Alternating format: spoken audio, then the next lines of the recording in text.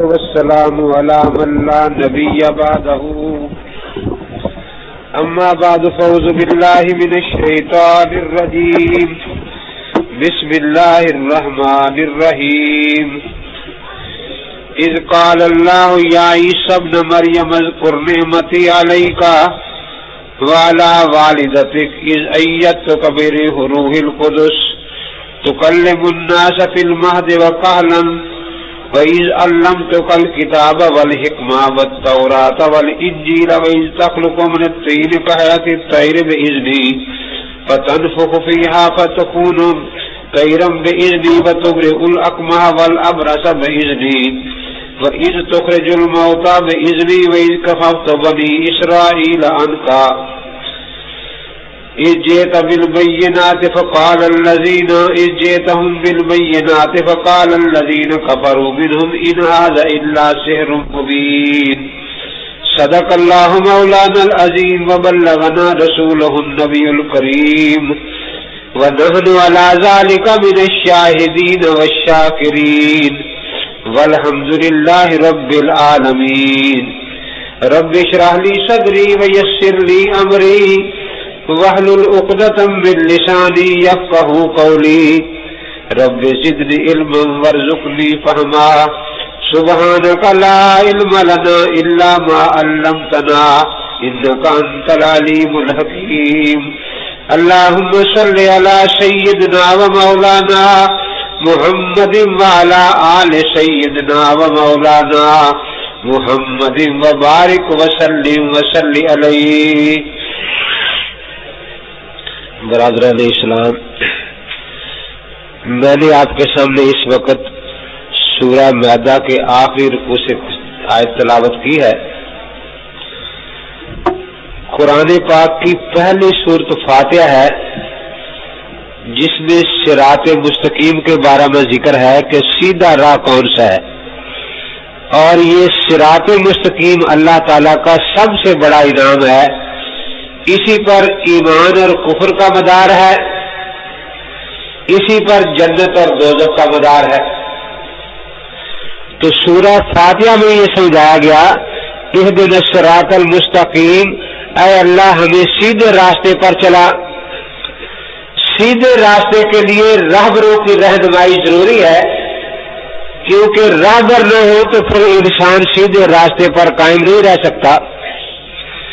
اس لیے بتایا صراط الذین انعمت علیہم کہ جن پر اللہ تعالیٰ کا انعام ہوا، اور وہ چار جماعتیں ہیں: نبیین، صدیقین، شہداء اور صالحین.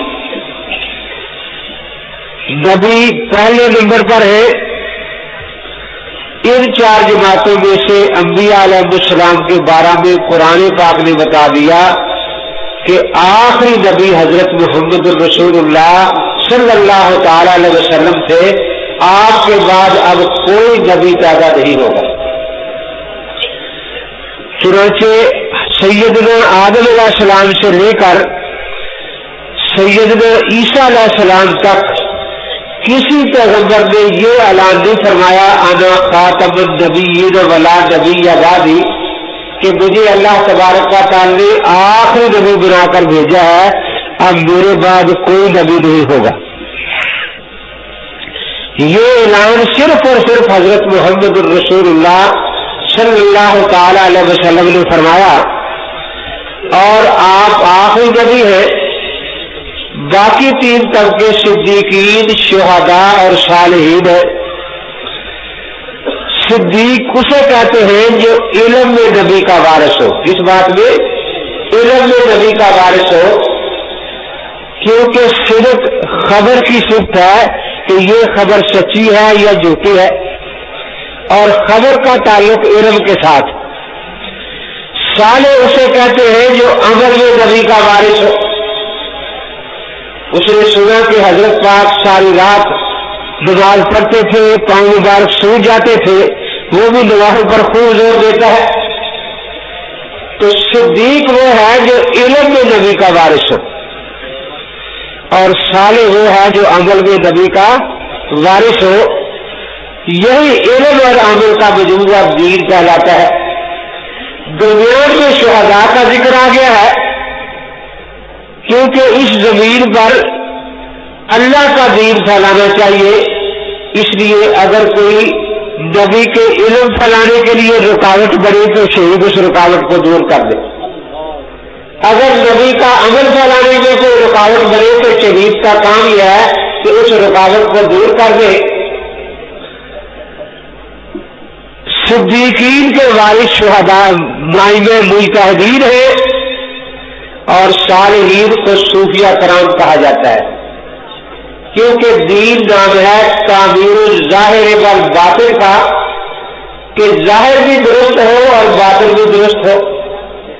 ظاہر درست ہوتا ہے فقہی احکام کے مطابق، ائمہ دین نے پیدائش سے لے کر موت تک ایک ایک فرض، ایک ایک واجب، ایک ایک سنت، ایک ایک مستحب، ایک ایک مکروہ، ایک ایک مباح، ایک ایک حرام، ایسی عام فہم تفصیل سے بیان فرما دیا ہے کہ اب دین اسلام کے سمجھنے اور اس پر عمل کرنے میں کوئی پریشانی نہیں۔ اور باطن کی اصلاح ہوتی ہے اللہ والوں کے قدموں میں بیٹھنے سے، صوفیہ کرام کے پاس بیٹھنے سے۔ تو اس لیے کامل دین وہی ہے جس میں ظاہر کی اصلاح بھی ہو، باطن کی اصلاح بھی ہو۔ پھر سورہ فاتحہ میں ان کا ذکر کیا گیا جن پر انعام ہوا، تو فاتحہ ختم نہیں ہوئی، آگے مغضوبین اور ظالمین کا ذکر ہوا، کیونکہ گمراہی جتنی بھی فائل ہے اس کی بنیادیں دو ہی ہوتی ہیں، ایک اللہ والوں کی شان میں گستاخی کرنا، اور ایک اللہ والوں کو بڑھا کر اللہ ہی بنا دینا، جیسے عیسائیوں نے کیا، گستاخی یہودیوں نے کی۔ اس لیے سورہ فاتحہ میں ہم روزانہ اللہ تعالیٰ سے دعا مانگتے ہیں، اے اللہ ہمیں سیدھے راستے پر قائم رکھ، اور سیدھا واسطہ وہی ہے جو رہنماؤں کی تابع داری، اتباع اور تقلید میں طے ہوتا ہے۔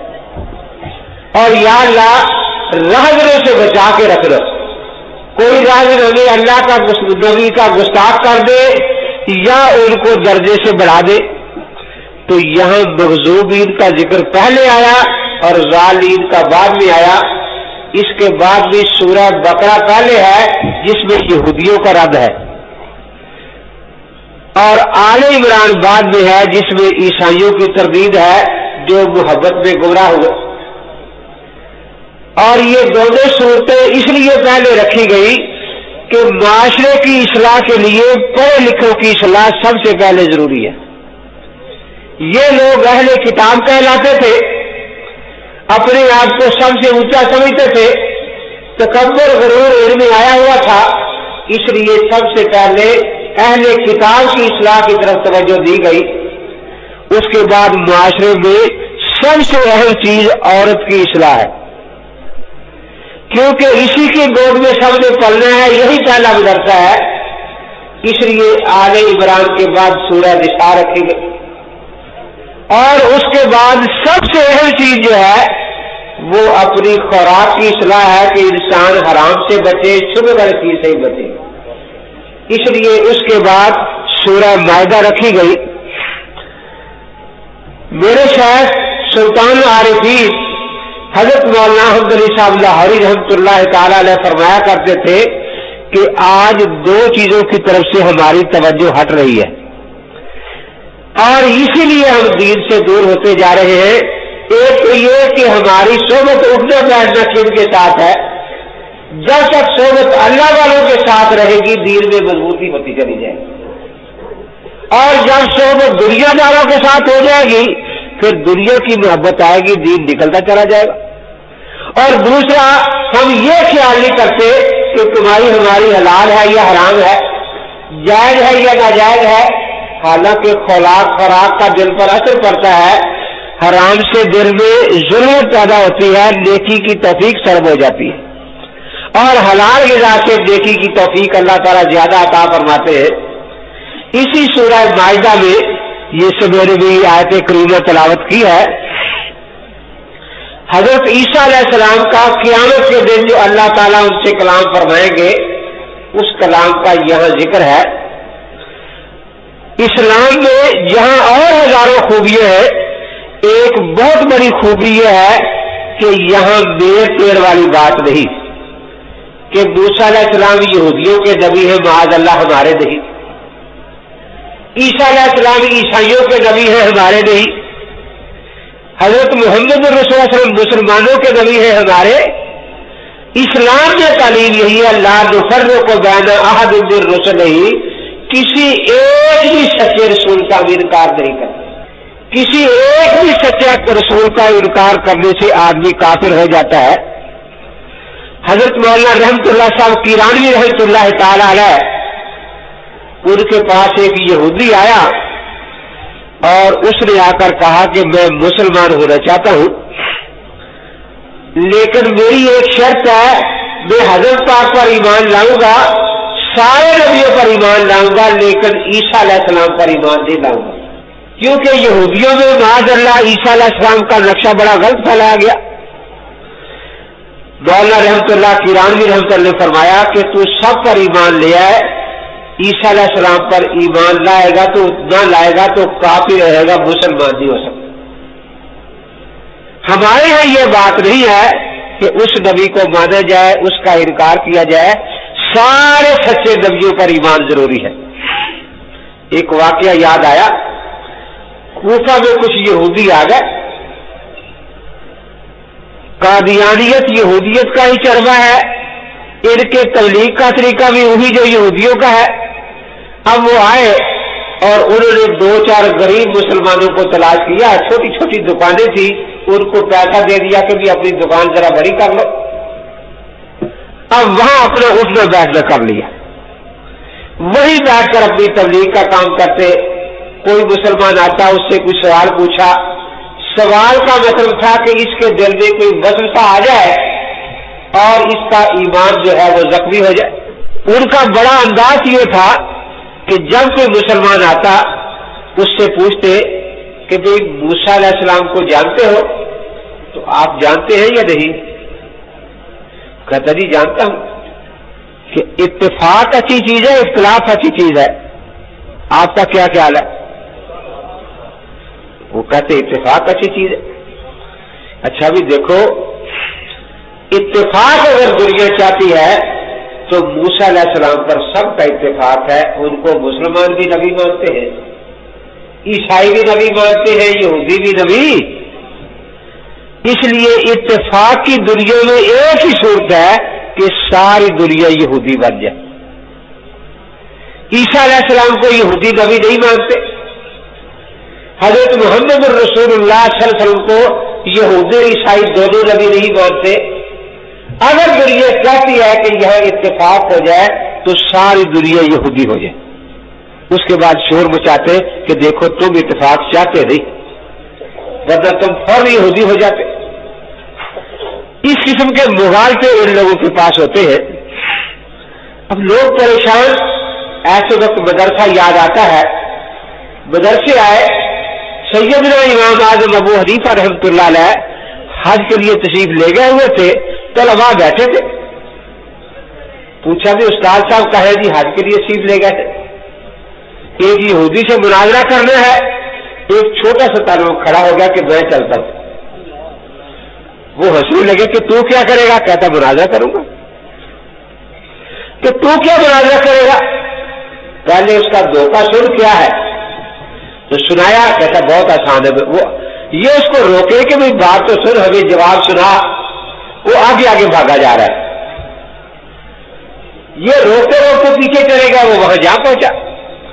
اب یہودی بھی دیکھ کر مسکرانے لگے، بڑے ہنس رہے ہیں کہ بڑے مناظر صاحب آئے ہیں۔ کہا کہ مسلمانوں سے کہنے لگے کہ اس سے کوئی چھوٹی عمر کا وہاں نہیں تھا۔ سکھا کہ تم بات کرو، یہ نہ دیکھو کہ میں عمر کا چھوٹا ہوں، یہ دیکھو کہ میں استاد شاگرد امام اعظم ابو حنیفہ رحمۃ اللہ علیہ کا۔ اب جو ان کا وہ منتر تھا انہوں نے شروع کیا کہ اتفاق اچھی چیز ہے، اختلاف اچھی چیز ہے۔ کہ جی اتفاق اچھی چیز ہے، تم دل سے چاہتے ہو کہ اتفاق ہو جائے تو دل سے چاہتے ہو، کہ تم نہیں چاہتے تم انکار کرو گے۔ پھر کہ میں کیسے انکار کروں گا؟ میں امام ابو حنیفہ کا شاگرد ہوں، میں انکار نہیں کروں گا۔ کہ موسیٰ علیہ السلام کو جانتے ہو؟ کس کو؟ موسیٰ علیہ السلام کو. اب یہودی ہنسے کہ اچھا مناظر آیا ہے، موسیٰ علیہ السلام کو نہیں جانتا. کہاں رہتے تھے وہ؟ کون تھے؟ اب مسلمان بیچارے سر نیچا کر کے کھڑے ہیں کہ بھی اچھے مناظر صاحب آ گئے. وہ تو موسیٰ علیہ السلام کو نہیں جانتا کہ بتاؤ تو صحیح کون تھے، کہاں رہتے تھے، پھر میں بتاؤں گا ان کو جانتا ہوں یا نہیں. وہ مذاق ہو رہا ہے کہ دیکھو مناظر صاحب آ گئے ہیں، ان کو موسیٰ علیہ السلام کا پتہ نہیں. وہ کہے کہ بتانے میں حرج کیا ہے، تو بتاؤ تو صحیح میں موسیٰ کون تھا. کہ قرآن نہیں پڑھا؟ پڑھا ہے، اس میں موسیٰ علیہ السلام کا نام نہیں پڑھا. اچھا وہ موسیٰ علیہ السلام جن کا قرآن میں ذکر ہے، جنہوں نے پیش گئی فرمائی تھی کہ جب نبی امی تشریف لائے تو سب ایمان لے آنا، وہی نا موسیٰ علیہ السلام. ہاں میں ان کو بہت اچھی طرح جانتا ہوں، میرا ان پر بھی ایمان ہے اور میں ان کے فرمان کے مطابق حضرت محمد رسول اللہ صلی اللہ علیہ وسلم پر بھی ایمان لے آیا ہوں. اگر تو بھی بے ایمان انہی پر ایمان رکھتا ہے تو ان کی بات مان، نبی امی پر ایمان لا، کلمہ پر جلدی کر. اور بھائی اگر کوئی اور موسیٰ ہو آپ کے ذہن میں جنہوں نے ہمارے نبی پاک کی پیشگوئی فرمائی، تو خدا کی قسم میں نہیں جانتا وہ کہاں رہتے تھے کون تھے. میرا اس موسیٰ علیہ السلام پر ایمان ہے جنہوں نے آخری نبی حضرت محمد رسول اللہ صلی اللہ علیہ وسلم کے بارے میں پیشگوئی فرمائی تھی. اب وہ یہودی خاموش. اگر انصاف چاہتے ہو، اتفاق چاہتے ہو، اتحاد چاہتے ہو تو آئیے موسیٰ علیہ السلام کی بات کو مانے اور آپ جب ایمان لے. اب وہ اس کے بعد رہے. مقصد یہ ہے کہ ان لوگوں کے پاس کچھ مغالطے ہوتے ہیں. تو ان آیات میں حضرت عیسیٰ علیہ السلام کا تذکرہ ہے. حضرت عیسیٰ علیہ السلام خدا کے سچے نبی تھے برحق. اللہ تبارک و تعالیٰ نے ان کے بارے میں قرآن پاک میں فرمایا کہ ان مثل عیسیٰ عند اللہ کا مثل آدم. عیسائی کہتے تھے کہ معاذ اللہ عیسیٰ خدا کا بیٹا ہے. اللہ تبارک و تعالیٰ نے فرمایا کہ نہیں، یہ بات کہنا کفر ہے، وہ خدا کا بیٹا نہیں. آدم علیہ السلام کا باپ ماں دونوں نہیں، ان کو تم خدا کا بیٹا مانتے نہیں.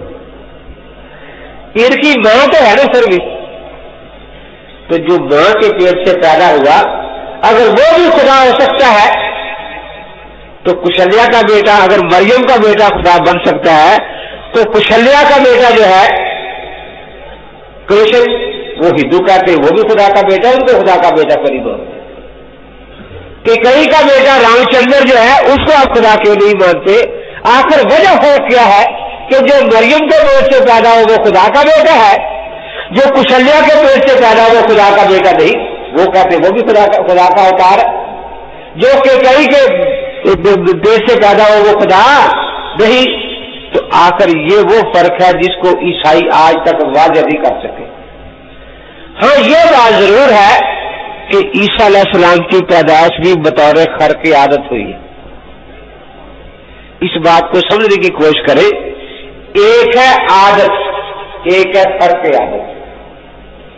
عادت یہ ہے کہ مرد عورت دونوں ہو پھر اولاد پیدا ہو، یہ اللہ نے عادت مقرر فرمائی.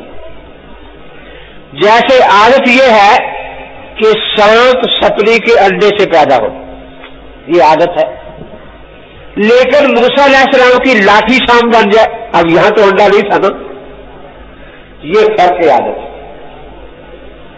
اب یہ جو لاٹھی سانپ بن گئی، خرق عادت سانپ بن گیا، تو کوئی بھی وہ یہ نہیں کہتا کہ اس میں سانپ کا کوئی عمل دخل ہے، یہ خدا کی قدرت اپنے اندر رکھتا ہے. کوئی آدمی اس لاٹھی یا اس سانپ کو خدا مانتا ہے؟ اس میں اس لاٹھی کی قدرت کا کوئی دخل ہے؟ اس سانپ کی قدرت کا کوئی دخل ہے؟ یہ سب اللہ تبارک و تعالیٰ کی قدرت کا اظہار ہے. ایک آدمی نابینا ہو گیا، ڈاکٹر کوئی دوائی دیتا ہے تاکہ وہ جھلی ہٹ جائے اور نظر صاف ہو جائے، یا آپریشن کر دیتا ہے، یہ عادت ہے. اور خرق عادت کیا ہے کہ یوسف علیہ السلام کی قمیص رکھی جا رہی ہے یعقوب علیہ السلام کی آنکھوں پر اور آپ کی آنکھیں روشن ہو. اس میں بھی اللہ کی قدرت کام کر رہی ہے، خداوند قدوس کی قدرت۔ تو عادت یہی ہے کہ مرد عورت دونوں ہو پھر بچہ پیدا ہو، عادت یہی ہے کہ اونٹنی کے پیٹ سے پیدا ہو، یہی ہے طریقہ نا دنیا میں۔ اللہ تعالیٰ چاہے تو پہاڑ پھٹے اس سے اونٹنی پیدا ہو جائے، جیسے ناقہ صالح علیہ السلام۔ اب اس میں اس اونٹنی کو کسی نے خدا مانا، کسی کے ذہن میں یہ وسوسہ آیا یہ اونٹنی قادر مطلق ہے، خود بخود پیدا ہو گئی ہے، یہ خدا ہے؟ نہیں، یہ اللہ تبارک و تعالیٰ کی قدرت کا ظہور تھا۔ تو عادت اور خرقیات کے بارے میں آج دنیا میں افراط و تفریط ہو رہی ہے۔ کچھ تو کہتے ہیں جی ہو ہی نہیں سکتا کہ عیسیٰ علیہ السلام بغیر باپ کے پیدا ہو۔ ہم پوچھتے ہیں کہ کس سے نہیں ہو سکتا؟ اگر کہو کہ حضرت عیسیٰ علیہ السلام سے تو ہم بھی کہتے نہیں ہو سکتا، اگر کہتے ہو سیدہ مریم سے تو ہم بھی کہتے ہیں نہیں ہو سکتا، اور اگر کہتے ہو اللہ سے نہیں ہو سکتا تو پھر تو تم خدا کی قدرتوں کے منکر ہو، تم توحید والے کیسے ہوئے؟ گویا انہوں نے اندازہ لگایا ہے کہ اللہ کی قدرت ہماری قدرت سے زیادہ نہیں، جو کام میں نہیں کر سکتا وہ اللہ تعالیٰ بھی معاذ اللہ نہیں کر سکتے۔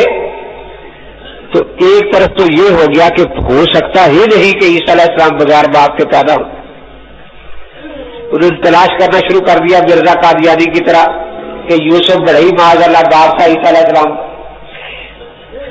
دوسری طرف یہ ہو گیا کہ وہ عادت اور خرقیات میں فرق ہی نہیں کرتے،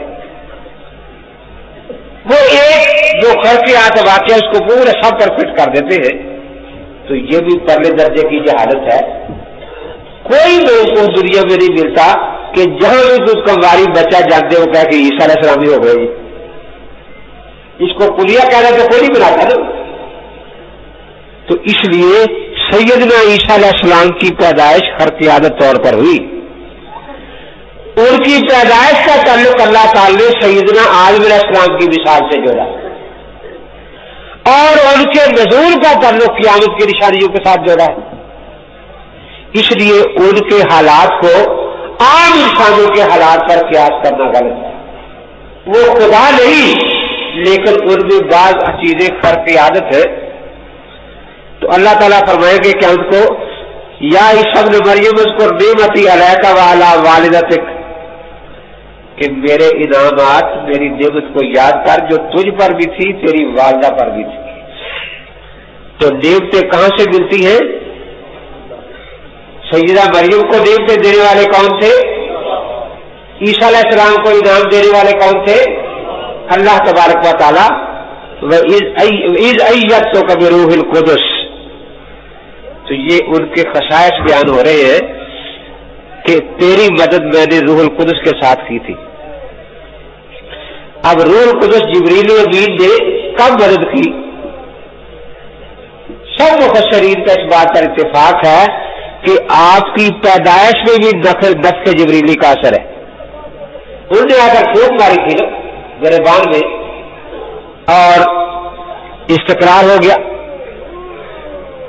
اور اسی طرح جب آپ پر سب سے مشکل وقت آیا، یہودی آپ کو شہید کرنے کے لیے آ گئے، رومی پولیس نے محاصرہ کر لیا، اس وقت حضرت جبریل امین تماشا دیکھتے رہے یا کوئی مدد کی؟ قادیانی کہتے ہیں کہ اگرچہ اللہ نے ڈیوٹی لگائی تھی کہ مدد کرنی ہے، لیکن یہ تماشا دیکھتے رہے، یہودی گرفتار کر کے لے گئے، گلگتا کے مقام تک شریف سر پر رکھ کر لے گئے، بعض اللہ ڈالی میں شراب ڈالی گئی، اڈیلی گئی، کانٹوں کا تاج سر پر رکھا گیا، اور 6 گھنٹے سلیب پر تڑپتے رہے، اہلی اہلی لما شبقتنی کے نعرے لگاتے رہے، اور جبریل امین بجائے کوئی مدد کرنے کے تماشا دیکھتے رہے۔ البتہ کہتے ہیں کہ سب نے دیکھا کہ انہیں جان دے دی، ان کی سانس کی کوئی رمق محسوس نہیں ہوتی تھی، لیکن قادیانی سن رہا تھا کہ ہے نہیں ابھی زندہ ہے۔ سب نے مردہ سمجھ کر دفن کیا، لیکن قادیانی کہتا ہے کہ نہیں زندگی تھی۔ ایک مرم عیسیٰ بنائی گئی پھر وہ اسی زخمی حالت میں وہاں سے بھاگے اور کشمیر آئے، اور یہاں کہتے 120 یا 25 سال کی عمر میں عیسیٰ علیہ السلام کا وصال ہو گیا۔ مفسرین کہتے ہیں کہ یہ آیت بھی دلیل ہے حیات مسیح علیہ السلام کی، رفع عیسیٰ علیہ السلام کی، کہ جس طرح پیدائش میں نفس جبریلی کا اثر ہے اور آپ کے جسم میں ان کا اثر ہے، تو جبریل امین کی عمر کتنی ہے؟ 60 سال یا 40 سال؟ کیا خیال ہے؟ ہزاروں سال ہے نا؟ تو اگر عیسیٰ علیہ السلام کی عمر جبریل کی مناسبت سے دیکھی جائے تو بہت کم ہے، پھر بھی اگر اتنی بھی ہو جائے تو نہ جبریل خدا ہے نہ عیسیٰ علیہ السلام۔ لمبی عمر سے سورج خدا بن گیا ہے، چاند خدا بن گیا ہے، وہ ہماریا خدا بن گیا ہے، یہ خدا نہیں بنتے لمبی عمر سے۔ تو حضرت عیسیٰ علیہ السلام جو ہے ان کا ذکر اللہ تبارک و تعالیٰ فرما رہے ہیں، مفسرین کا اتفاق ہے کہ جبریل نے اس وقت مدد کیا کی جب سبھی حجیوں نے گھیر رکھا تھا کہ آپ کو اٹھا کر آسمانوں پر لے، تو یہ جبریل امین کی مدد تھی۔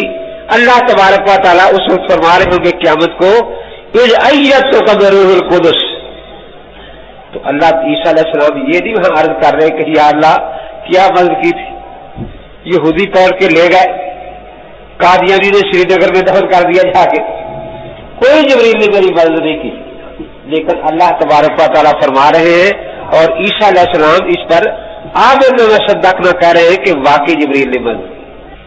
تو کلم الناس فی المہد و کہل، تو نے باتیں کی لوگوں سے بچپن پگوڑے میں بھی اور ادھیڑ عمر میں بھی۔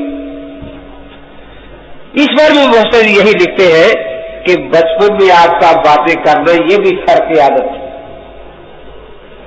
اور آپ کا رفع جو ہوا وہ ادھیڑ عمر سے پہلے آسمان اٹھا لیے گئے، اس کے بعد دوبارہ ادھیڑ عمر میں دنیا میں آ کر پھر باتیں کریں گے۔ تو اس آیت سے بھی ثابت ہو رہا ہے کہ عیسیٰ علیہ السلام کا رفع بھی برحق ہے اور نزول بھی برحق ہے۔ تو جب آپ ادھیڑ عمر سے پہلے اٹھا لیے گئے، اب یہ کہنا کہ نہیں وہ 125 اور 120 سال کی عمر میں سری نگر میں رہتے تھے، تو اس عمر میں انسان ادھیڑ عمر کو پہنچتا ہے یا نہیں پہنچتا؟ کیا کیا تو دیکھو قرآن پاک کے ایک ایک لفظ کا انکار اور یہودیوں کی ایک ایک بات کا قادیانی اقرار کرتا چلا جا رہا ہے۔ قرآن کا انکار کرتا ہے، یہودی موت کے قائل ہے، آگے وَإِذْ عَلَّمْتُكَ الْكِتَابَ وَالْحِکْمَةَ وَالتَّوْرَاةَ وَالْإِنجِیلَ، اللہ تبارک و تعالیٰ قیامت کے دن احسان جتا رہے ہیں کہ میں نے تجھے کتاب بھی سکھائی، حکمت بھی، تورات بھی، انجیل بھی۔ اب پہلی عمل میں آپ نے تورات کی تعلیم بھی دی، انجیل کی تعلیم بھی دی۔ تورات قانون کو کہتے ہیں، اس میں قانون ہے، انجیل بھی اخلاق ہے۔ انجیل کا لفظی معنی ہوتا ہے خوشخبری اور پیش گوئی۔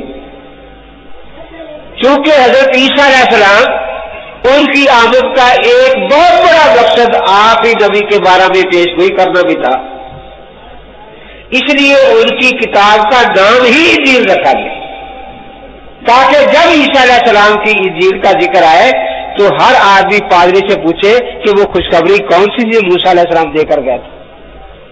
قرآن پاک نے واضح کر دیا مبشرا برسول یاتی من بعد اسمہ احمد، کہ آپ کی خوشخبری یہی تھی کہ آپ اپنے بعد آنے والے حضرت محمد الرسول اللہ صلی اللہ علیہ وسلم کے بارے میں خوشخبری دینے آئے تھے۔ اب کتاب اور حکمت کا لفظ جہاں جہاں بھی قرآن پاک میں آیا ہے وہ قرآن اور سنت کے لیے آیا ہے۔ اگر عیسیٰ علیہ السلام اس اسلامی دور میں نازل نہیں ہونے والے تو اللہ تبارک و تعالیٰ ان کو کیسے کہیں گے کہ میں نے آپ کو کتاب و سنت میں سکھائی؟ وہ کتاب و سنت کے دور میں آئیں گے تو پھر ہی کہا جائے گا نا، اللہ تعالیٰ فرمائیں گے اذ علمتک الکتاب والحکمہ والتوراۃ والانجیل۔ اب یہ دیکھو ہے تورات، انجیل اور قرآن پاک، کتاب و سنت، لیکن یہ بات بھی یاد رکھیں اللہ تعالیٰ کا احسان ہے کہ یہ ایک کتاب قرآن پاک محفوظ ہے، باقی کوئی کتاب محفوظ نہیں رہی۔ انجیل کا نام رہ گیا ہے لیکن وہ انجیل دنیا میں باقی نہیں رہی۔ بت پرستوں کی ایک عادت تھی، خود بیٹھ کے ایک بت گھڑ لیا اور اس کا نام رکھ دیا یہ ابراہیم ہے، حالانکہ اس بت کو ابراہیم علیہ السلام سے کوئی تعلق نہیں۔ ایک بت گھڑ لیا، نام رکھ لیا کہ یہ مریم ہے، حالانکہ اس بت کا سیدہ مریم کے ساتھ کوئی تعلق۔ تو وہ بت کرتے تھے، یہ لوگ کتابیں بھرا کرتے تھے۔ ایک کتاب لکھ لی، اس کا نام تورات رکھ لیا، ایک کتاب لکھ لی، اس کا نام انجیل رکھ لیا۔ تو آج اگر محفوظ ہے، بلکہ میں تو یہ کہا کرتا ہوں کہ تورات کا لفظ بھی صرف اس لیے محفوظ رہ گیا ہے کہ قرآن پاک میں آ گیا ہے، انجیل کا لفظ بھی صرف اس لیے محفوظ ہے کہ قرآن پاک میں آ گیا ہے۔ موسیٰ علیہ السلام کا نام بھی اگر محفوظ ہے تو قرآن پاک کی برکت سے محفوظ ہے، عیسیٰ علیہ السلام کا نام بھی محفوظ ہے تو قرآن پاک کی برکت سے محفوظ ہے۔ تو اللہ تبارک و تعالیٰ قیامت کے ذریعے باتیں بتا رہے ہیں، اور آگے پھر عیسیٰ علیہ السلام کے معجزات کا ذکر ہے۔ وَإِذْ تَخْلُقُ مِنَ الطِّينِ كَهَيْئَةِ الطَّيْرِ بِإِذْنِي فَتَنفُخُ فِيهَا فَتَكُونُ طَيْرًا بِإِذْنِي وَتُبْرِئُ الْأَكْمَحَ وَالْأَبْرَصَ بِإِذْنِي وَتُخْرِجُ الْمَوْتَىٰ بِإِذْنِي۔ اب قرآن پاک نے ان معجزات کا ذکر کیا ہے، اور معجزہ جو ہوتا ہے یہ خدا کا فعل ہوتا ہے، نبی کا اپنا فعل نہیں ہوتا۔ دیکھیے یہ کون سی کتاب میرے ہاتھ میں ہے؟ قرآن پاک۔ کس کا کلام ہے؟ اللہ تعالیٰ کا نا۔ اور معجزہ کن کا ہے؟ حضرت محمد رسول اللہ صلی اللہ علیہ وسلم کا۔ جو اس کو خدا کی کتاب میں کہے وہ کافر ہے مسلمان، اور جس کو نبی پاک کا معجزہ نہ مانے، معجزہ کہتے ہیں جس کے سامنے ساری دنیا عاجز آ جائے۔ سمجھانے کے لیے آپ سے دو تین باتیں پوچھتا ہوں۔ یہ جو آپ کے سر پر ٹوپی ہے اللہ نے بنائی ہے انسان نے؟ اور سر، پاؤں اور جوتا جی انسان نے؟ جسم، قمیض اور اینک، یہ مدرسہ، سورج۔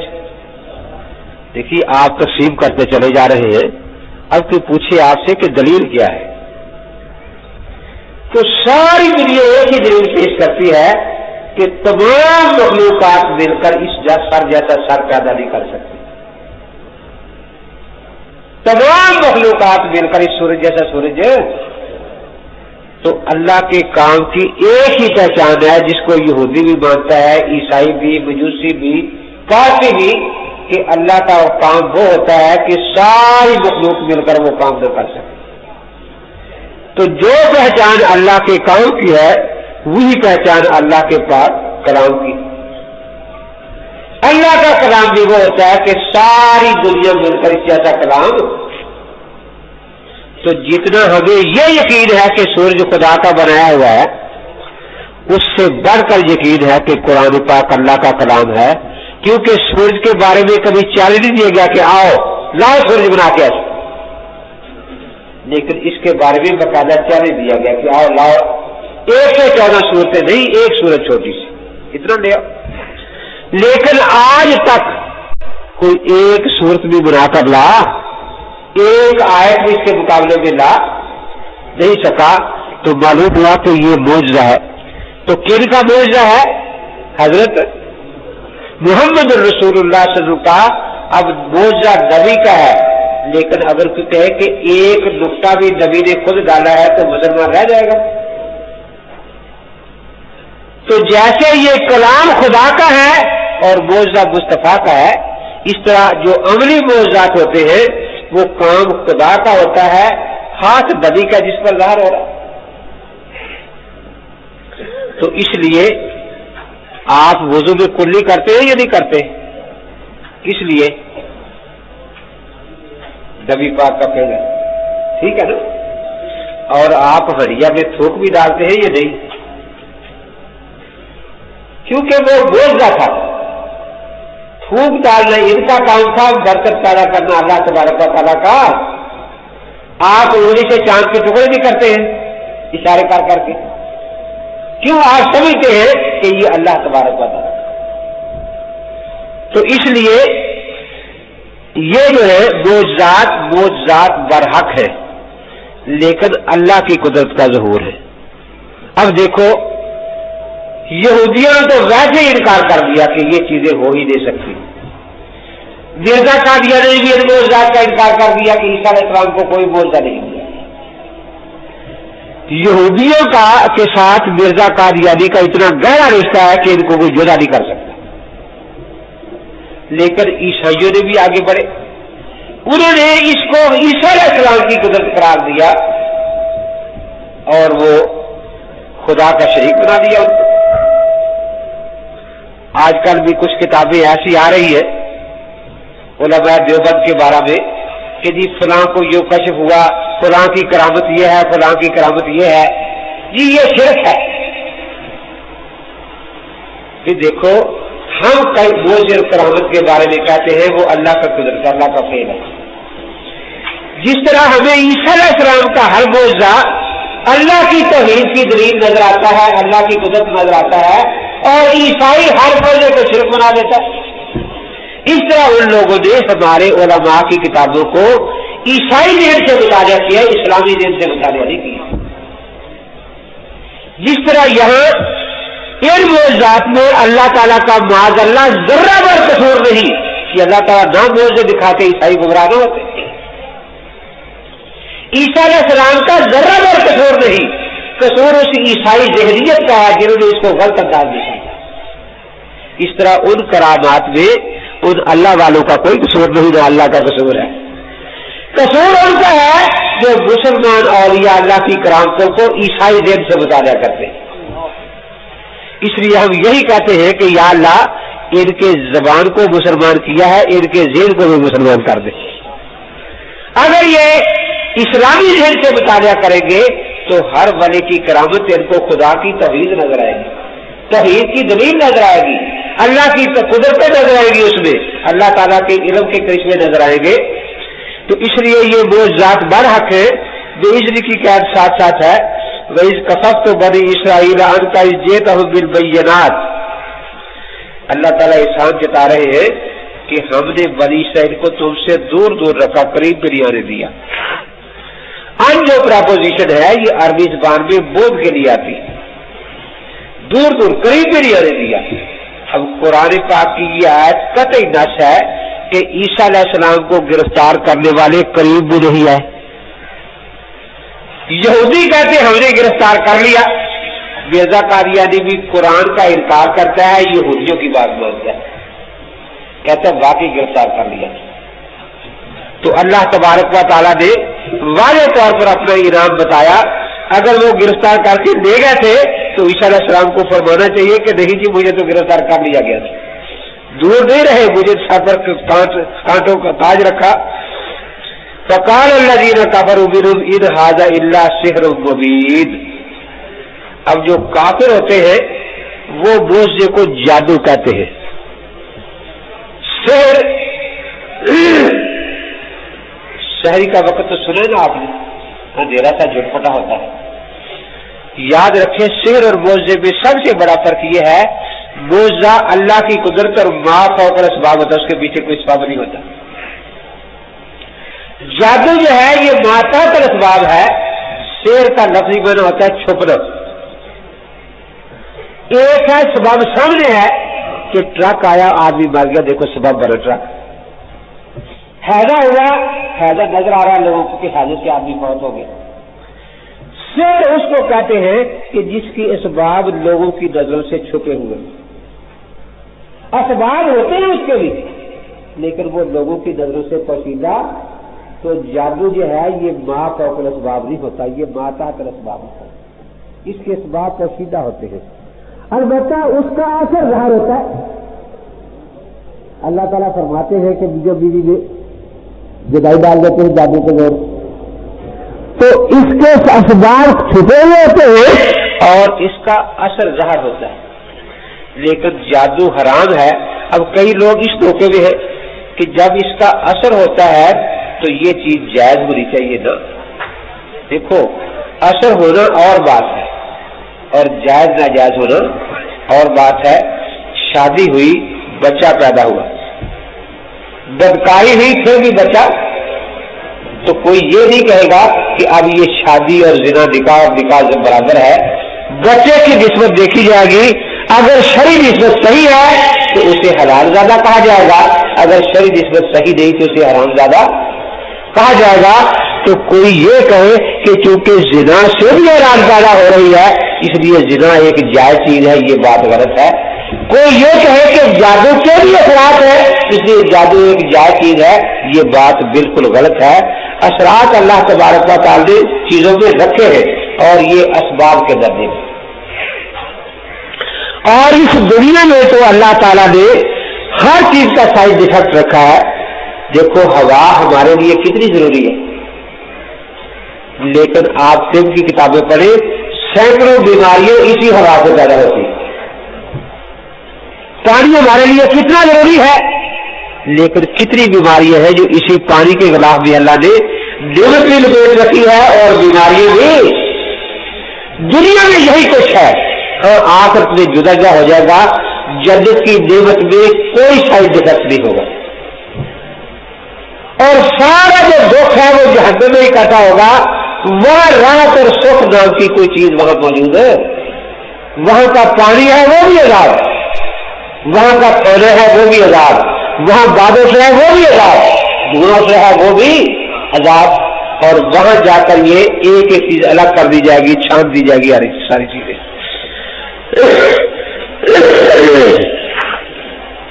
تو اس لیے شہر کے بارے میں یاد رکھے کہ کافروں کی عادت ہوتی تھی کہ جب اور کچھ نہ چاہتے جی یہ تو جادو ہے, تو جادو برحق ہے اس میں شک نہیں. برحق ہونے کا مطلب ہے کہ اس کا اثر ظاہر ہوتا ہے, لیکن جو اس کو ناقص اسباب کہتے ہیں وہ بھی غلط کہتے ہیں, اس کے اسباب پوشیدہ ہوتے ہیں. اور جو کہتے ہیں کہ چونکہ اس کا اثر ہے اس لیے جادو جائز ہے وہ بھی غلط کہتے ہیں. جیسے زنا سے بھی بچہ پیدا ہو جاتا ہے لیکن کوئی اس کو جائز نہیں کہتا. روزے اور جادو میں وہی فرق ہے جو زنا اور صحبت میں فرق ہے. وہی آہات الحواریین آمنوا بی وبرسولی قالوا آمنا واشهد بأننا مسلمون. فرماتے ہیں کہ جب ہم نے حواریوں کی طرف وحی کی, اب یہ اختلاف ہے کہ حواری نبی تھے یا نہیں. وحی کا لفظ مانا ہوتا ہے خفیہ اشارہ. کیا مانا ہوتا ہے؟ اس لیے وائرلیس کو وحی الہوا کہتے ہیں عربی میں. کہا بھی ہوتی نا صاحب اس کے وحی الہوا, وہ جو کہتے ہیں بیان عاشق و معشوق رمزیش کرام الکاتبین ہم خبر دیش, تو وہی کہتے ہیں خفیہ اشارے کو. اگر یہ دنیاوی امور میں ہو تو پھر یہ وہی نبوت نہیں. جیسے ام موسیٰ پر وہی او ہے نہ الہ ام موسیٰ, تو وہ نبیہ نہیں بنے. او ہے ربوں کا الہ, تو اس سے شاید کی وکی نبی اور احکام تشریع کی وہی ہے تو یہ نبوت ہے. اب یہ دین اور دنیا میں فرق کیا ہے؟ جو کراچی گیا تو 5-7 آدمی سر بھی ننگا پاؤں بھی ننگے لمبی لمبی داڑیاں آ کے بیٹھ گئے. تو جی دین میں تعویذ کا کیا حکم ہے؟ تو میں نے سختی سے بولا تعویذ کا دین کے ساتھ کیا تعلق ہے؟ تمہیں دین کا مان آتا ہے؟ میرے کا خاموش. جیسے کہ دین کی تعریف بتاؤ کیا ہے. خاموش. میں نے کہا فتوے لگانے آ جاتے ہو, دین دنیا کا مان آتا نہیں. میں نے کہا دنیا مونس کا سیگا ہے, مذکر ادرو ہے. اگر یہ دریا ہے اس کنارے کو دنیا کہا جائے گا, پرلے کنارے کو اخرا کہا جائے گا. اس طرح موت ایک بادر ہے. جو کام انسان موت سے پہلے کے نفع نقصان کے لیے کرتا ہے وہ دنیا کا کام ہے, اور جو کام موت کے بعد کے نفع نقصان کے لیے کرتا ہے کہ اس کا دکھ یا سکھ ہمیں موت کے بعد ملے گا، وہ دین کا کام ہے۔ اب آپ دوائی لاتے ہیں تو موت سے پہلے کے نفع نقصان کے لیے، بعد کے لیے، یہ دنیا کا کام۔ نماز پڑھتے کس لیے کہ ثواب بعد میں ملے گا موت کے، یا ابھی ملے گا؟ بعد میں ملے گا۔ روزہ رکھتے ہیں آپ تو میں نے کہا اگر تو کوئی تعویذ اس لیے لیتا ہے کہ پولیس رات سے گزر جاؤں تو پھر تو یہ دین کا کام ہے۔ اگر تعویذ اس لیے لیتے ہیں کہ بھئی دوزخ کا عذاب نہ ہو تو پھر تو ہم اس کو دین کا کام کہیں گے۔ اور اگر درد سر کے لیے لیتا ہے، بخار کے لیے لیتا ہے، تو بھائی یہ موت سے پہلے کا نفع یہ ہو دیا ہے، کچھ سے کھا رہا ہے، یہاں آ کر آپ کو روکا جائے گا، اس کے علاوہ آپ جو چاہے جس طرح چاہے لباس کریں۔ یہ لے کر کا طریقہ ہے، تجارت ہے، یہ دنیا کی ضرورت ہے، جس طرح چاہے آپ کریں خرید و فروخت۔ آپ ناپ کے دے رہے ہیں، توڑ کے دے رہے ہیں، گن کے دے رہے ہیں، لیکن جہاں دین سے ٹکرائے گی جا کے اس میں جوا سٹا آ گیا یا سود آ گیا، اور چونکہ یہ دین سے ٹکرائے گا اب شریف اس کو منع کرے گی۔ یہی حال تعویذ کا ہے، یہی غذا کا ہے۔ آپ کو کھانے پینے کی چھٹی ہے لیکن حرام نہ ہو۔ اگر تعویذ کی عبارت درست ہوگی وہ تعویذ جائز، مقصد بھی درست ہو۔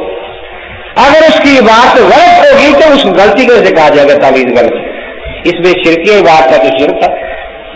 اور اگر آپ کو معنی نہیں آتا تو پھر دیکھا یہ جائے گا کہ دینے والا اللہ والا ہے یا کوئی عام رنگ ٹائپ ہے۔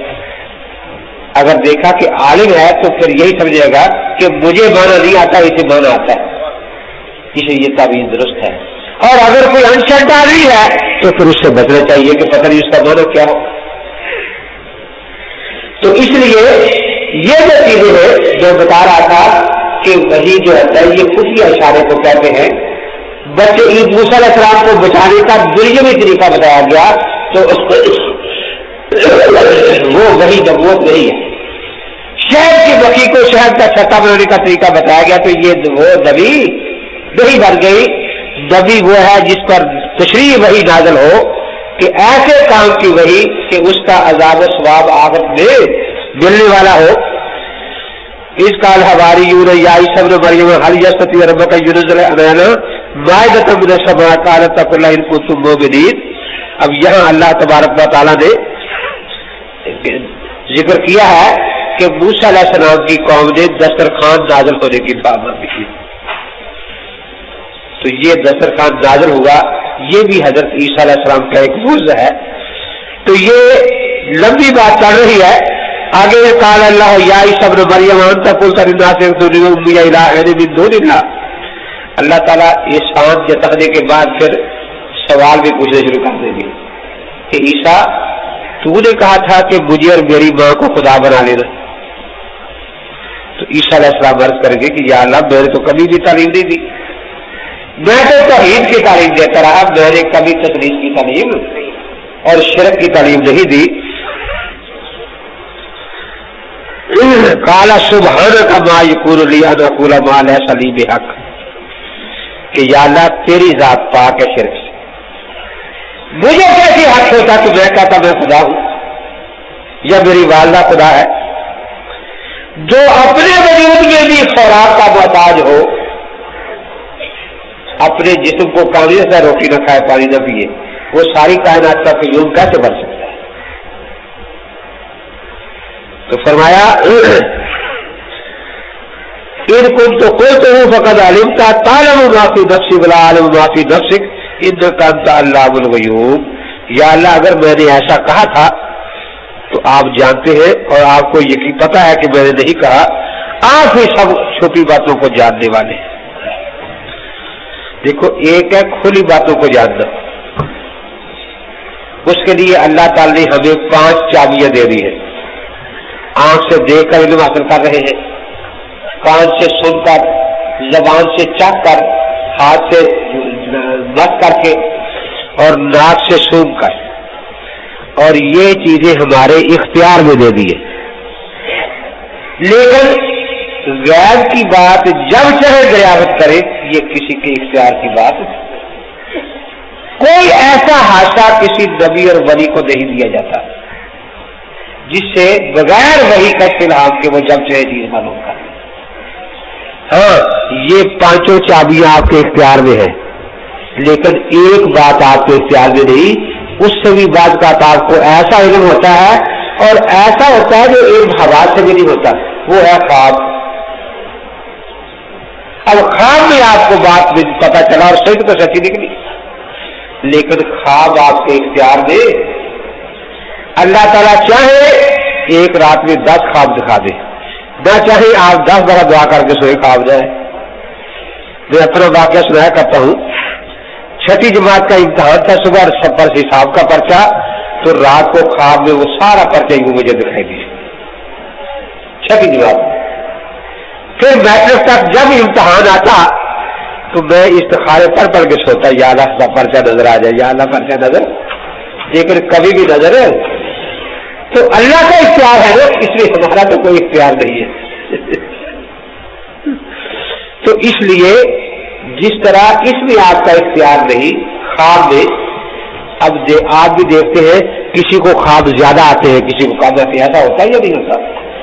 بالکل اسی طرح کسی بزرگ کو کہیں زیادہ ہوتا ہے، کسی کو کم ہوتا ہے، لیکن کسی کو کتنے بھی خواب سچی آ جائے تو وہ عالم الغیب نہیں بن جاتا، کسی کو کتنے بھی کشف ہو جائے وہ عالم الغیب ہے، کیونکہ اس کے اختیار میں نہیں۔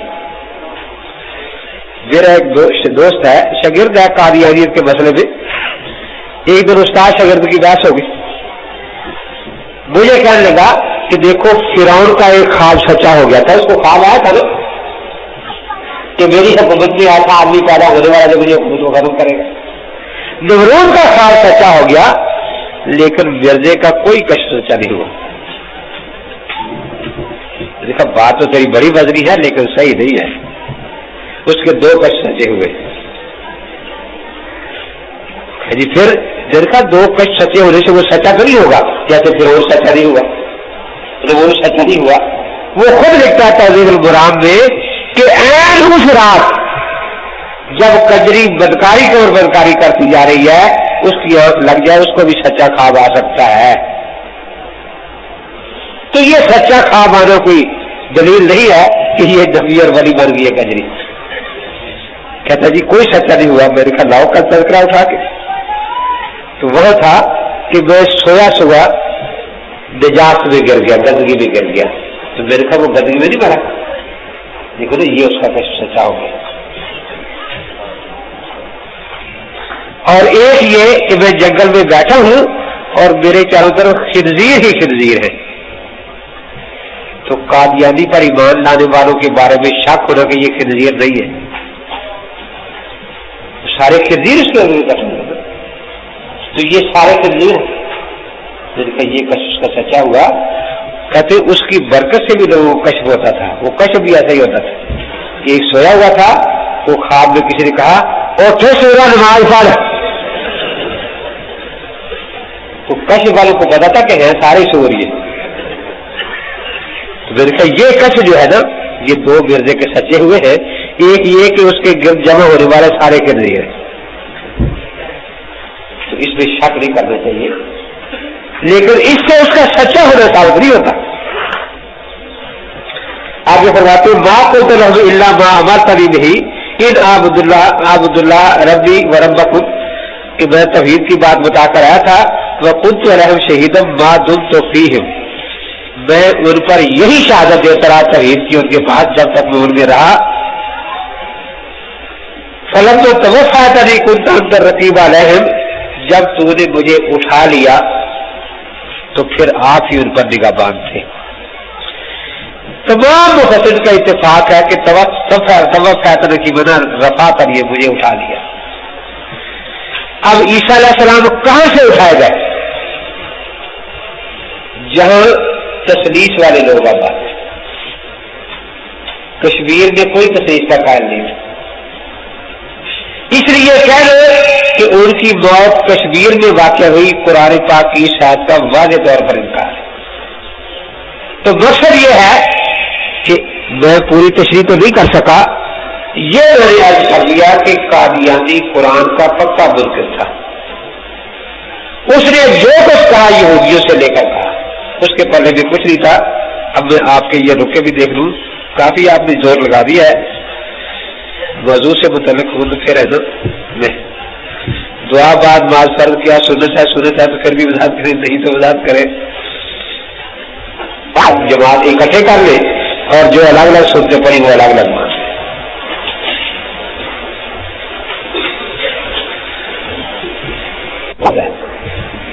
اس میں انکار قرآن بھی ہے، اس میں انکار سنت حدیث بھی ہے، اس میں ساری چیزوں کا جو ایمانیات ہے ان کا انکار ہے. وہ الگ الگ ایک ایک چیز کے منکر ہیں اور قادیانیت ساری چیزوں کا انکار کرتی ہے. اس لیے یہ تو مجموعہ ہے جو اس سے نکاح کر لے تو گھر سے رہ کی کرا دی جائے، طلاق دینے کی ضرورت نہیں. نکاح ہوا نہیں، طلاق کی کیا ضرورت ہے؟ عیسیٰ علیہ السلام تشریف لا کر کس مسئلے پر عمل کریں گے؟ بڑا عجیب سوال ہے. مرزا قادیانی تو کوشش پوری کر لی مسیح بن کے، اب ہر غیر ملک کو شوق ہے کہ میں بھی عیسائی بنوں. اس لیے یہ نہیں پوچھتے کہ ہم کیا کریں، کہتے عیسیٰ کیا کریں گے. دیکھو مسئلہ یہ سمجھو، اب یہ چٹے میرے موضوع اس موضوع میں خلاف تھی کہ اجتہادی مسائل میں مجتہد پر اجتہاد واجب ہے، غیر مجتہد پر تقلید واجب ہے، اور غیر مقلد پر تعزیر واجب ہے.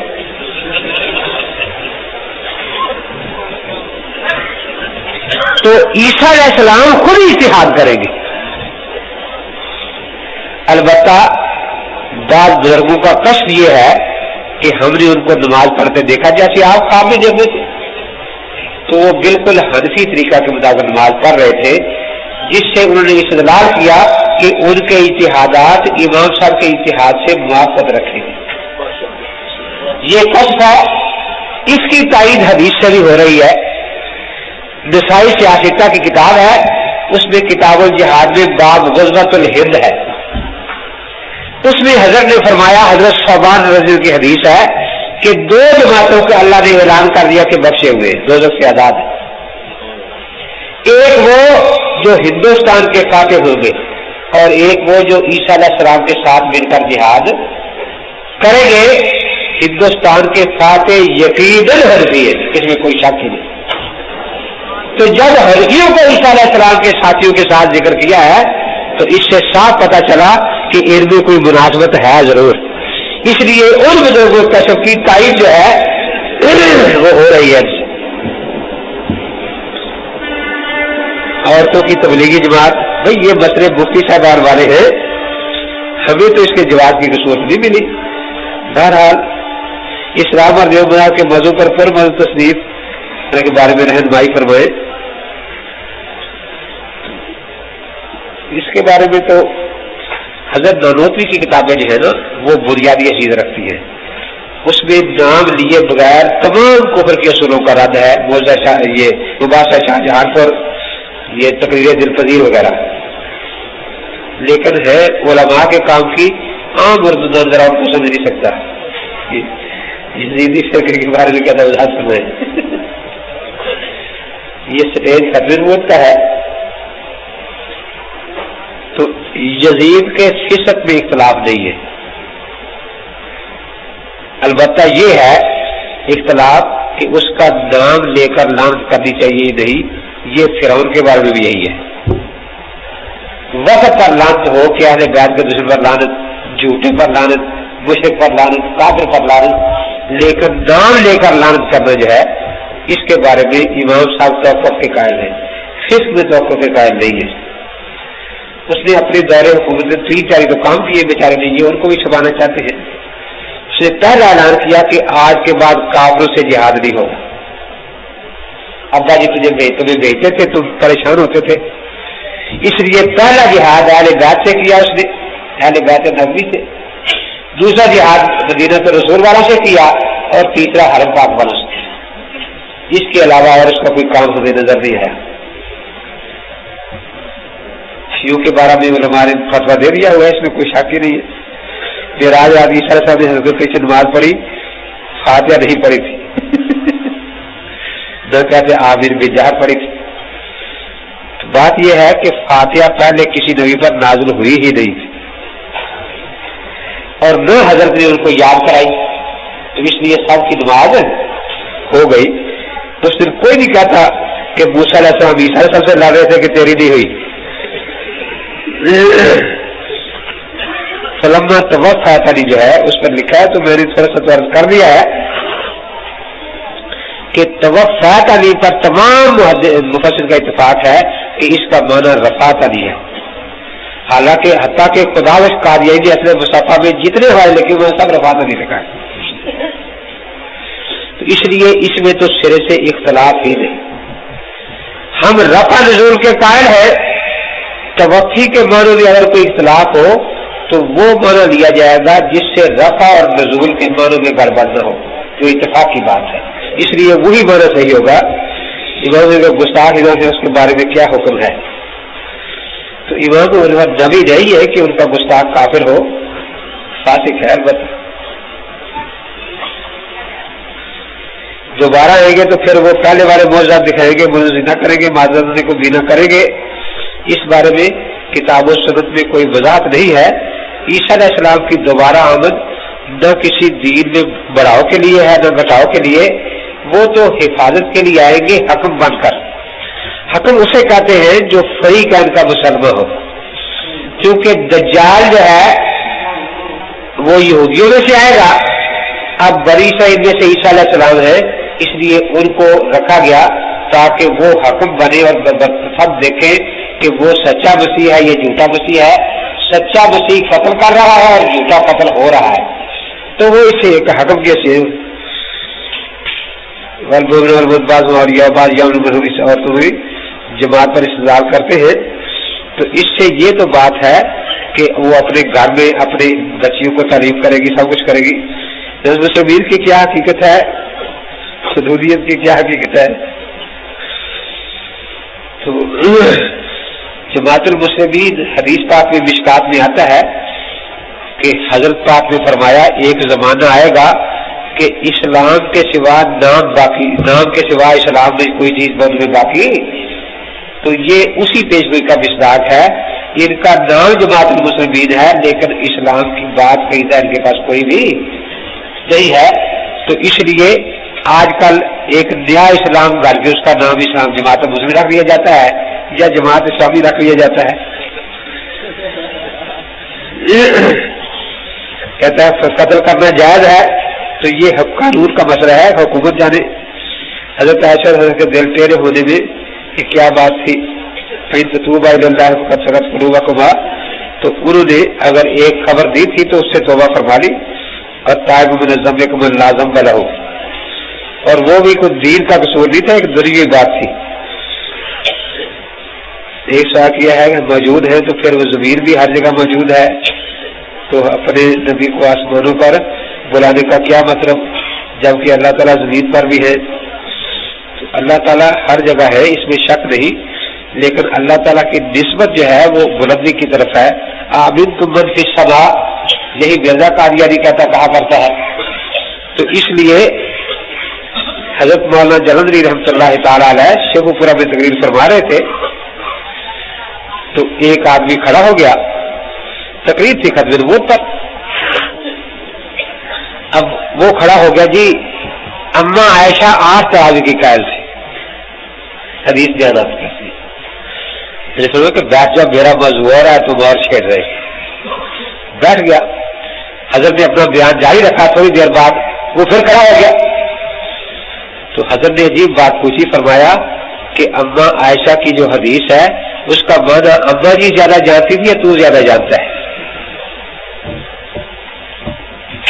سب کہتے کہ جی اما جی، کہ اما جی کے حجرے کے ساتھ 40 سال تقریباً 20 تراویح پڑھی جاتی رہی، اما جی نے ایک دفعہ وہ حدیث ان کے کار بھیجنے کی، اور تو نہ رمضان کا بھیجے تو کچھ بیٹھ نہیں سکتا، تو کے جوڑ میں جا رہا ہے۔ تو ان کو زیادہ پتا تھا، ان کو پتا تھا اس حدیث کا تراویح سے کوئی تعلق نہیں ہے۔ وہ بیٹھ گیا، ایک اور کھڑا ہو گیا، جی حضرت ہر جگہ حاضر ناظر ہے حضور پاک۔ حضرت نے پھر فرمایا اللہ کے بندو میرا موضوع اور ہے، تم اور سوال پوچھتے ہو۔ پھر بیان جاری رکھا، پھر فرمایا کہ یہ جو سامنے پلاٹ ہے اگر یہاں اللہ کا گھر بنا لیا جائے مسجد تو کوئی جائز ہے یا نہیں؟ جائز ہے کہ پہلے سے اوپر ابھی مسجدیں ہیں یا نہیں؟ جی بہت سی ہے، 100 کے قریب ہے، ایک اور بن جائے پھر جائز ہے، اس میں کوئی اختلاف تو نہیں۔ فرمایا اب میرے دل میں ایک خیال آیا، یہ ساری دے لیں، اس میں جو موضوع سے گزرا کہ مجھے دے دیں۔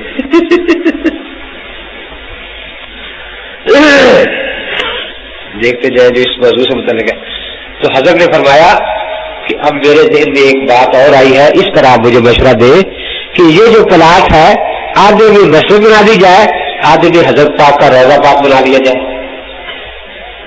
پھر ٹھیک ہے نا کہ جی حضرت وہ کیسے بنا لیا جائے؟ کہ کیوں پہلے روضہ پاک حضرت کا شیخو پورا بھی ہے کہ جی نہیں ہے، کہ مسجد تو پہلے بھی بہت سی ہے، کہ روضہ پاک کیسے یہاں بنے گا؟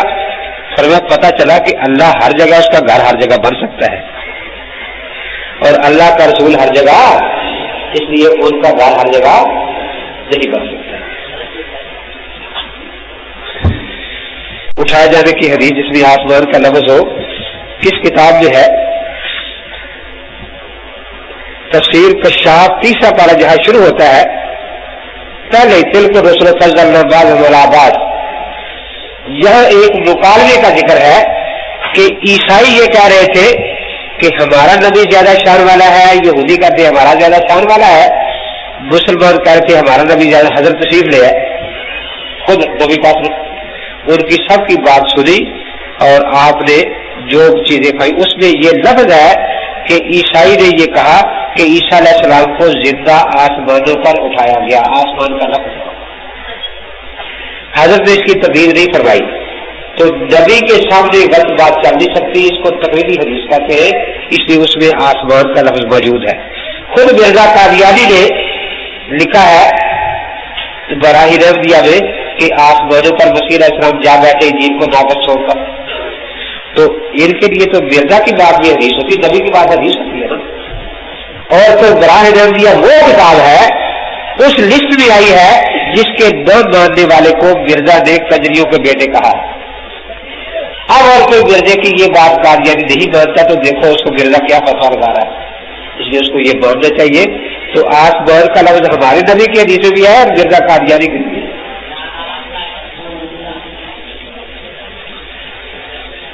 حضرت عیسیٰ علیہ السلام زندہ ہے یا نہیں، اسی پر تو سارا درس ہوا ہے جی۔ حضرت خضر علیہ السلام، اس بارے میں اختلاف ہے، صوفیہ کرام تو 100% قائل ہے کہ خضر علیہ السلام زندہ ہے، بعض محدثین نے انکار کیا ہے، اور صوفیہ کرام کی دلیل یہ ہے کہ تواتر کے ساتھ تاریخ میں واقعات ملے ہیں کہ ان کی فلاں سے ملاقات ہوئی، فلاں سے ملاقات ہوئی، فلاں سے ملاقات ہوئی۔ اور محدثین کا بیان ہے کہ ایک حدیث میں آتا ہے کہ 100 سال کے بعد اس زمین پر جو آج ہے کوئی زندہ نہیں رہے گا۔ اس کو قادیانی بھی پیش کرتا ہے، تو جیسے قادیانی کو جواب یہ دیا جاتا ہے کہ یہاں زمین کا لفظ ہے، یہ نہیں کہ جو آسمان پر ہے وہ بھی مر جائے گا۔ اس طرح صوفیہ کرام یہی جواب دیتے ہیں کہ زمین اصل اسی کو کہتے ہیں، وہ چونکہ دریا میں سمندر میں رہتے ہیں اس لیے وہ اس حدیث میں شامل نہیں۔ اس بارے میں بھی اختلاف ہے، بعض ان کو نبی کہتے ہیں، ولی تھے۔ جب دجال آئے گا اس کے لشکر سیاہ رنگ کے جھنڈے ہوں گے، اس کی وضاحت فرمائے۔ دجال کے بارے میں تو یہ نہیں ہے، یہ تو حضرت مہدی کے بارے میں آتا ہے کہ رایات سود ہوگی، اس میں یہ ذکر ہے، اور اس خراسان کے علاقے کی طرف سے لشکر آ رہا گا ان کے پاسوں کے لیے۔ قبر کے متعلق وضاحت فرمائے کہ دنیا والی قبر ہے یا کوئی اور۔ ایک قرآن پاک نے تو قبر اسی کو کہا ہے، لا تقم علی قبر ہی، اور اتنی وضاحت سے سمجھایا ہے قتل الانسان ما اکفر، مارا جائے انسان کتنا ناشکر ہے. تو کفر اس جسم سے انسان کرتا ہے یا کام خیال والی جسم سے؟ من ای شیء خلق، کس چیز سے پیدا کیا؟ من نطفہ، تو بوجھ سے جو جسم بنتا ہے وہ یہ ہے یا کام خیال والا؟ خلقہ فقدرہ، اللہ تعالیٰ نے اس کو بنایا اور پوری اندازے سے، دونوں ہاتھ ایک جتنے، دونوں آنکھ ایک جیسی، ماں کے پیٹ میں جسم بنا یہی بنا نا. ثم السبیل یسرہ، پھر ماں کے پیٹ سے اس کو پیدا کرنے کا راستہ آسان کیا. ثم اماتہ، تو موت اس جسم پر آتی کام کیا نکالنے کا. فاذا شاء اماتہ اکبرہ، اور اس کو قبر میں رکھنے کا حکم دیا. قرآن نے بتایا کہ قبر وہ جگہ ہے جہاں وہ جسم رکھا جاتا ہے جو بوجھ سے بنا، جو ماں کے پیٹ سے تیار کیا گیا، جو ماں کے پیٹ سے پیدا ہوا، جو ماں کے پیٹ سے، جو جس پر موت آئے گی اور جس کو اذا شاء انشرہ قبر سے اٹھایا جائے گا. قرآن بھی شروع قبر کا تھا، احادیث بھی، اور فقہ میں بھی اسی قبر کا ذکر ہے. یہ جس کو قبر کہتا ہے اس معنی کے جس میں مثالی قبر ہے، یہ قرآن حدیث میں نہیں. ہم یہ کہتے ہیں کہ کوا بھی نجات خور جانور جانتا ہے کہ قبر زمین میں ہوتی ہے، یا ویسے فی الحال جانو خچر بھی جانتا تھا حضرت کا کہ قبر یہاں عذاب ہو رہا ہے، اور یہ تو ان سے بھی کیا گزرے ہیں نا. آخر جب ہم کہتے ہیں کہ یا اللہ جو اس قبر کو قبر نہیں مانتے ان کو یہ قبر نصیب نہ کرنا، اس قبر کو قبر نہیں مانتے ان کو یہ قبر ہے، پھر کہتے دیکھو جی بد دعائیں کرتا ہے. یہ ہم اللہ تعالیٰ کو جنسی طور پر بیٹا نہیں مانتے بلکہ بقور تشبیہ مانتے ہیں. تو آج کل وہ تعویلیں کرتے ہیں کہ ایک ہوتا ہے والدہ یالدوں کا لفظ، اس کے لیے تو والد اور والدہ ضروری ہے. ایک ہوتا ہے مثلا فارسی میں فرزند ہے تو سب کہتے ہیں فرزندان پاکستان، عربی میں ابن ہے، ابن السبیل راستے کا بیٹا. تو وہ یہی آج کل تعویل کرتے ہیں کہ ہم اس کو ولد اللہ نہیں مانتے، ابن اللہ مانتے، یہ عیسائی کہتے ہیں. لیکن جب اسلام دین کامل ہے، اب اس میں دور کے شراب بھی بند کر دیے جاتے ہیں جن سے شرک پھیل سکتا. یہاں یہ نہیں فرمایا کہ زنا نہ کرو، لا تقربوا الزنا، قریب بھی نہ جاؤ. جو زنا کے ذرائع مل کر بھی سارا ڈال دیا گیا کہ گانا نہ گاؤ، گفتگو نہ کرو، چل کر نہ جاؤ، ہاتھ نہ لگاؤ. اسی طرح یہ نہیں کہا کہ کسی کو غیرداد صرف نہ باندھو، کرے اور ایسے جو ہے ان کے پاس جانے سے منع کر دیا گیا تاکہ دور کے شراک ہی بند ہو جائے جو شرک کا دروازہ کھول سکتے ہیں. تو چونکہ ابن اللہ اگرچہ مجازی معنی میں کہا گیا تھا وہ شرک کا بن گیا، اس لیے اب اللہ تعالی نے اس کہنے سے بھی منع فرما دیا ہے. غزالی اور رافضی میں کیا فرق ہے؟ کیا رافضی بھی حیات عیسیٰ کا منکر ہے؟ میرے پاس تو ایک رافضیوں کی کتاب ہے جس میں انہیں حیات عیسیٰ کو ثابت کیا ہے. قرآن پڑھنا جائز ہے یا ناجائز؟ ناجائز ہے تو مٹی ڈالنے کے بعد سوٹ بکرا کی پیاری ہے آگے رکھو کیوں پڑھتے ہیں. حضرت امام احمد بن حنبل رحمۃ اللہ علیہ جنازے میں شریف لے گئے تو ایک آدمی قبر پر بیٹھ کر قرآن پاک کی تلاوت کرنے لگا. ایک آدمی نے روکا، امام نے فرمایا کہ کیوں روکتے ہو، پڑھ لیتے. میرا جو مضمون تجلیات سفر میں چھپا ہے ایصال ثواب، اس میں میں نے اس پر کافی بحث کر دیا. الحمدللہ یہاں پہ حضرت صاحب کا تو بات نبی کی قائل تھی، جب حیات نبی کے قائل تھے یہ بات غلط ہے. بالکل نبی پاک کی حیات کا تو منکر کوئی بھی نہیں بنا. نبی پاک کی حیات برحق ہے. البتہ بعض اوقات لوگ دھوکہ دے دیتے ہیں، کبھی کہتے جی ہم بھی حیات کے قائل ہیں. دیکھو یہ مرزا قادیانی ساری عمر کتابیں لکھتا رہا حیات عیسیٰ کے خلاف، لیکن جو اس کی آخری کتاب ہے براہ نعمت عیسیٰ پنجم، اس میں اس نے ایک عجیب بات لکھی ہے کہ عیسیٰ علیہ السلام کا جسم کے ساتھ زندہ آسمانوں پر ہونا یہ قرآن حدیث سے ثابت ہے. میں نے اس کا کبھی انکار نہیں کیا. سمجھے دو اس کا، دیکھو کیسی بات لکھی صاف طور پر. میں نے اس کا کبھی انکار نہیں کیا، عیسیٰ علیہ السلام جسم کے ساتھ آسمانوں پر زندہ ہے. قرآن حدیث سے ثابت ہے.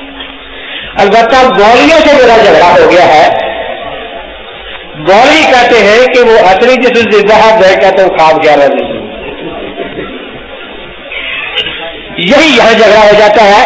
ہم کہتے ہیں کہ حضرت کا دنیوی جسمیت فائز الحیات ہے، اس لیے اس کو ہم دنیوی حیات کہتے ہیں.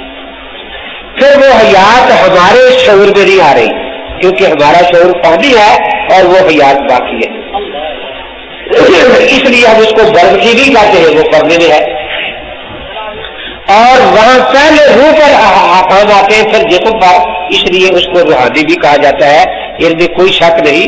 تو وہ پہلے تو کہتے ہیں ہم حیات نہیں مانتے، جب پھنستے ہیں تو پھر کہتے ہیں. ایک جگہ میں نے تقریر کی تو کہنے لگا میں حیات نہیں مانتا. جب میں نے حیاتی پیش کی کہتا خدا کی قسم میں حیات مانتا ہوں، رسول کی قسم میں حیات مانتا ہوں، قرآن کی قسم خود آواز تھا. تو پھر جب اس نے 5-7 قسمیں اٹھا لی تو میرے ساتھ شروع قرآن کیا کہتا ہے، لا تطع کل حلاف مہین، ان کبیرے کی قسمیں بولے جایا کرے جھوٹ بولتے. میں نے کہا میں تو آپ نے اس بات کا اسپیشلسٹ ہوں نا، مجھے چور پکڑنا آتا ہے. میں نے کہا دیکھو میں حیات کا قائل ہوں نا، جتنی آتے میرے پر اسی حیات کا لفظ آیا، بڑا حدیث بڑی حیات کا لفظ آیا. اگر تو بھی حیات کا قائل ہے تو ایک آیت پر جو بھی حیات کا لفظ ہے. کہتا ہے ادھر کا بھیا تو میں ادھر بھیا تو دیکھو تو چور پکڑا گیا. وہ ایک صاحب آئے کہ دیکھو لوگ بات کرتے ہیں، کس سے کہانیاں سناتے ہیں، فالے سناتے ہیں، میں صرف قرآن سناؤں گا. مولوی صاحب اسے قریب نہ دے کہ پتہ نہیں کیا مسئلہ چھیڑ دے گا. ایک جو بھی مولوی صاحب نہ پہنچ سکے تو لوگوں نے کہا بھی آج تو قرآن سنا لا. اس نے تمہید باندھی کہ میں کس سے کہانی سناتا، قرآن سناؤں گا. قرآن اس نے آیت پڑھی قل یا ایھا الکافرون. کون سی آیت پڑھی؟ مسلمانوں نماز پڑھا کرو. قل یا ایھا الکافرون کا ترجمہ کرتا مسلمانوں نماز ہو. تو جیسے میں نے کہا وہ کافر کا ترجمہ مسلم کرتا تھا تو وہ کا ترجمہ یاد کر رہا ہے. میں تو اس سے یاد بھی آج پوچھتا ہوں. اہل کتاب سے پوچھے اس سے کیا مراد ہے، عیسائی اس کو پیش کرتے ہیں. تو وہاں جو بات ہے وہ تو یہ بات ہے، ایک دو جگہ اور بھی ایسا اشارہ ہے کہ مکہ کے مشرکین کہتے تھے کہ انسان کو نبوت نہیں مل سکتی. یہ مسئلہ وہ ہے جس کو ہر عیسائی بھی جانتا ہے، یہودی بھی. تو اس بارے میں کہا گیا کہ بھائی تب میں تو عرصہ ہوا اسماعیل علیہ السلام کے بعد نبی آیا نہیں. جن میں نبی آتے ہیں ان سے پوچھو کہ نبی انسان بن سکتا ہے یا نہیں. تو اس بات کے بارے میں اور تو اس کو کوئی چیز ہی نہیں. کلمے کے اندر آزاد والے کلمے میں رسول اللہ کیوں پڑھتے ہیں؟ بھائی یہ تو سرب نام کا مسئلہ ہے. ویسے مجھے یاد آیا جب ہم چھوٹے چھوٹے ہوتے تھے نا تو ایک صاحب آیا کرتے تھے، وہ کہا کرتے تھے، وہ بڑی عجیب طریقے کیا کرتے تھے کہ در کے بنے ہوتا ہے دروازہ، در کے بنے ہوتا ہے موتی. تو کلمے میں ہے محمد الرسول اللہ کہ حضور پاک موتی ہے. اذان میں ہے محمد الرسول اللہ کہ حضرت دروازے ہیں جنت کے. ہم سمجھتے بڑا علمی نکتہ بیان ہو رہا ہے، لیکن یہ تو صرف نام کی بات ہے کہ کہاں زبر آتی ہے کہاں زیر آتی ہے. وآخر دعوانا الحمدللہ رب العالمین. اللہم صلی علی سیدنا مولانا محمد وعلی آل سیدنا مولانا محمد وبارک وسلم. اللہم وفقنا لما تحب وترضى بالقول والفعل والعمل. یہ جتنی بدعملی دہشت گردی اس کے پیچھے سب کامیابی کھاتا ہے، سب سکیمیں وہاں بنتی ہیں. اللہ تبارک و تعالیٰ ملک کی حفاظت فرمائے، دین کی حفاظت فرمائے، دین والوں کی حفاظت فرمائے، مدارس کی حفاظت فرمائے، مساجد کی حفاظت فرمائے، ہر قسم کی پریشانیوں سے محفوظ فرمائے. صلی اللہ تعالیٰ نبی رحمت علیہ وسلم.